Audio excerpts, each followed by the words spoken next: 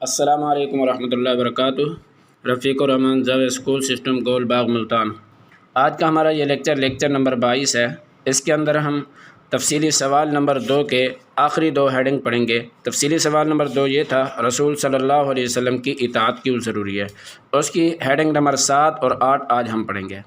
7ویں number پر ہے اسوہ رسول صلی اللہ علیہ وسلم کی پیروی، یعنی آپ علیہ الصلاۃ والسلام کے اسوہ، آپ علیہ السلام جو نمونہ ہیں، آپ علیہ السلام کے نمونہ یا آپ علیہ السلام کے طریقے کی پیروی کرنا۔ آپ علیہ السلام کی ذات ہر مومن کے لیے ایک بہترین نمونہ ہے، آئیڈیا ہے۔ آپ صلی اللہ علیہ وسلم کی ذات قرآن پاک کا عملی نمونہ ہے، یعنی قرآن پاک جو ایک الفاظ میں ہمارے پاس موجود ہے، اس کا جو عملی نمونہ ہے وہ آپ علیہ الصلاۃ والسلام کی ذات مبارکہ ہے۔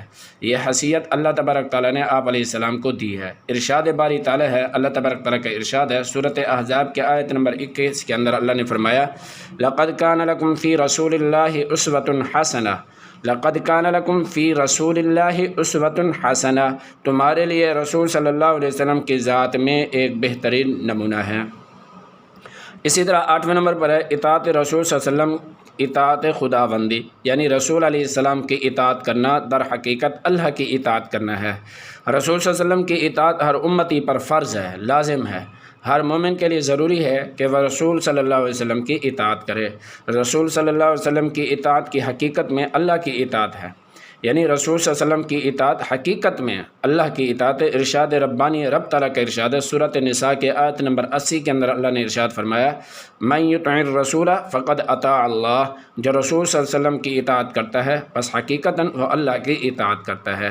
یہ آج کا ہمارا یہ لیکچر ہے۔